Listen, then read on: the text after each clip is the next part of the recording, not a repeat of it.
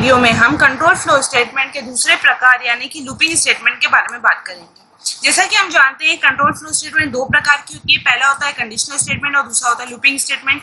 तो इस वीडियो में हम लूपिंग स्टेटमेंट के बारे में बात करेंगे। अब लूपिंग स्टेटमेंट होता क्या है? यह स्टेटमेंट यूजर द्वारा दिए गए किसी भी कार्य को बार बार दोहराने के लिए यूज की जाती है। लूपिंग स्टेटमेंट एक ऐसी स्टेटमेंट होती है जिसके द्वारा यूजर जो भी कार्य इस स्टेटमेंट को देता है तो ये स्टेटमेंट उस कार्य को बार बार रिपीट करती है, इसीलिए इसे क्या बोला जाता है? लूपिंग स्टेटमेंट बोला जाता है। लूपिंग स्टेटमेंट का यूज ही सिर्फ इसलिए होता है, ये क्या करता है, यूजर द्वारा दी गई वैल्यू को कंडीशन के आधार पर बार बार रिपीट करता है। जनरली जो लूपिंग स्टेटमेंट होती है वो तीन तरह की होती है, फॉर लूप, व्हाइल और डू व्हाइल। अब लूपिंग स्टेटमेंट के किसी भी लूप के बारे में बात करने से पहले हमें ये मालूम होना चाहिए कि लूपिंग स्टेटमेंट में कितने स्टेटमेंट्स का यूज हम करते हैं। चलिए आते हैं, सबसे पहले देखते हैं लूपिंग स्टेटमेंट में तीन तरह के स्टेटमेंट्स का हम यूज करते हैं। नंबर 1 होता है इनिशियलाइजेशन। इनिशियलाइजेशन मतलब लूप चलना कहाँ से शुरू होगा, वो कहलाता है इनिशियलाइजेशन। जैसे यदि मैं बोलूं मुझे 1 से लेकर 5 तक की वैल्यूज को प्रिंट कराना है तो उसके लिए मेरी लूप की शुरुआत कहाँ से होगी? जाहिर सी बात है 1 से प्रिंट कराना है तो 1 से स्टार्ट होगी। कंडीशन दूसरी स्टेटमेंट होती है, कंडीशन की यूजर जो वैल्यू है लूप कब तक प्रिंट करेगा, जब तक वो कंडीशन ट्रू पाई जाएगी। जब तक कंडीशन ट्रू होगी तब तक वो स्टेटमेंट को एग्जीक्यूट होगा। जब कंडीशन फॉल्स हो जाएगी उसी टाइम लूप चलना बंद हो जाएगा। इंक्रीमेंट डिक्रीमेंट कि भाई यदि अगर हम लूप चला रहे हैं तो उसमें इंक्रीमेंट हो या फिर डिक्रीमेंट हो, क्या होना चाहिए? इंक्रीमेंट होना चाहिए, डिक्रीमेंट होना चाहिए। जब यदि हमें कोई नंबर 1 से लेकर 5 तक प्रिंट कराना है, सबसे पहले वैल्यू 1 आएगी तो उसमें क्या होगा? इंक्रीमेंट होगा तब 2 आएगा या फिर डिक्रीमेंट होगा तब 2 आएगा।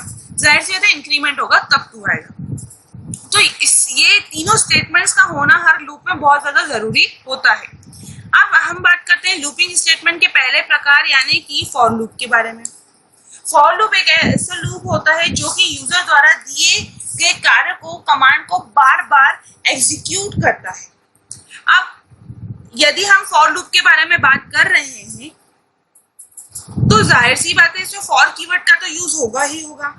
तो क्या सिंटैक्स होता है इसका? फॉर स्टार्ट होता है वैल्यू का इनिशियलाइजेशन कि मतलब लूप कहाँ से चलना स्टार्ट हो, फिर आती है कंडीशन कि लूप कहाँ तक चले, और जो इनिशियलाइज की गई वैल्यू है उसमें इंक्रीमेंट हो या डिक्रीमेंट हो, ये तीनों एक ही लाइन में फॉर कीवर्ड के साथ दिए जाते हैं।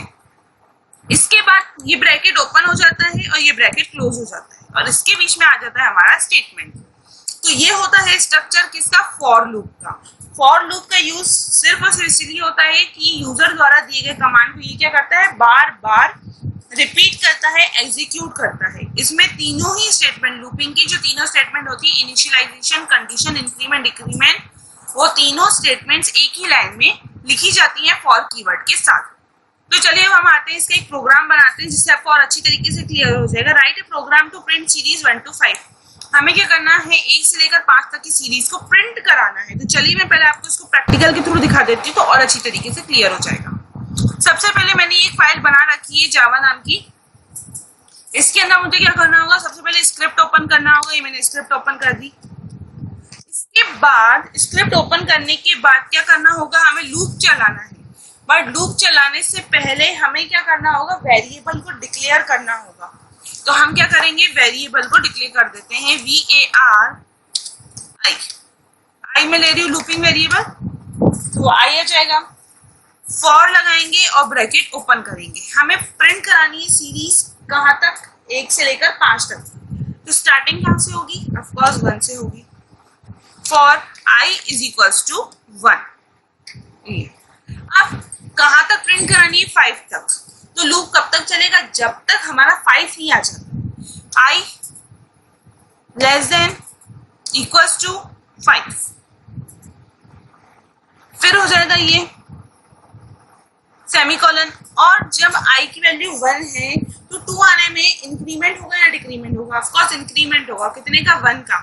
तो हमें क्या देना होगा? i = i + 1।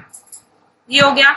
इधर ये ब्रैकेट ओपन, लूप का ब्रैकेट क्लोज। अब हमें स्टेटमेंट में क्या देना है, document dot write bracket open I की वैल्यू।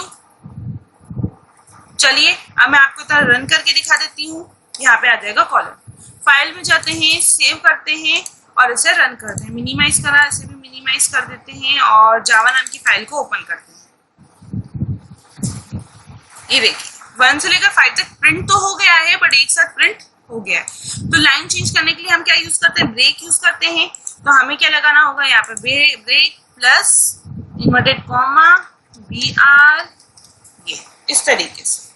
अब अगेन करते हैं, फाइल में जाके सेव और यहाँ पर आकर करते हैं इसे रिफ्रेश। आगे सीरीज, अब हम इसे थोड़ा सा समझ लेते हैं कि किस तरीके से लूप काम कर रहा है। यहाँ पर क्या है, i की वैल्यू 1, क्या है i की वैल्यू 1। तो यहाँ पर हमारे पास i की वैल्यू कितनी है, 1। दूसरा है i less than equals to 5 और तीसरा है i is equals to i plus 1, यही है। अब जब लूप चलेगा, अभी i की वैल्यू कितनी है, 1। क्या कंडीशन ट्रू है, दी गई कंडीशन, हाँ जाहिर सी बात है 5 से छोटा है तो कंडीशन ट्रू है। अंदर आने को मिलेगा, जो काम करने के लिए बोला वो काम करेगा। i की वैल्यू प्रिंट कर दी उसने 1। एक का इंक्रीमेंट हो जाएगा, अब i की नई वैल्यू क्या हो जाएगी, 2। अब i की वैल्यू कितनी, 2। कंडीशन ट्रू है, अंदर आएगा, जो काम करने के लिए बोला है वो काम करेगा, प्रिंट करेगा i की वैल्यू। एक का इंक्रीमेंट हो जाएगा, i की वैल्यू नई वाली हो जाएगी 3। जब i की वैल्यू नई वाली 3 हो जाएगी तब वो आकर कंडीशन चेक करेगा, क्या कंडीशन सही है, हाँ जाहिर सी बात है छोटा है। छोटा है तो यहाँ पर आएगा, वैल्यू को प्रिंट करेगा i इज इक्वल्स टू 3। इसके बाद एक का इंक्रीमेंट होगा, i की नई वैल्यू हो जाएगी 4। आएगा, कंडीशन ट्रू चेक करेगा, हाँ i less than equals to 5 से छोटा है। तो अब क्या होगा, अंदर आएगा तो उसको प्रिंट करेगा 4। अब एक का और इंक्रीमेंट हो जाएगा, क्या हो जाएगा 5। अब छोटा तो नहीं है पर बराबर जरूर है, बराबर है तो क्या करेगा, वैल्यू प्रिंट करेगा, प्रिंट कर दी। फिर i में एक का इंक्रीमेंट हो जाएगा, क्या हो जाएगा 6। i की नई वैल्यू कितनी हो गई 6। क्या कंडीशन ट्रू है, कंडीशन ट्रू नहीं है। अंदर आने को मिलेगा, क्या नहीं मिलेगा, क्या लूप चलेगा, क्या नहीं चलेगा, यहीं पे लूप चलना बंद हो जाएगा। तो इस सीक्वेंस से फॉर लूप काम करता है, जिसके थ्रू हमने इस कोड के थ्रू सीरीज प्रिंट कराई 1 से लेकर 5 तक की, जिसमें क्या हुआ, लूप की शुरुआत हुई 1 से, खत्म हुआ 5 पर, एक एक का इंक्रीमेंट होता है। ये कहलाता है फॉर लूप।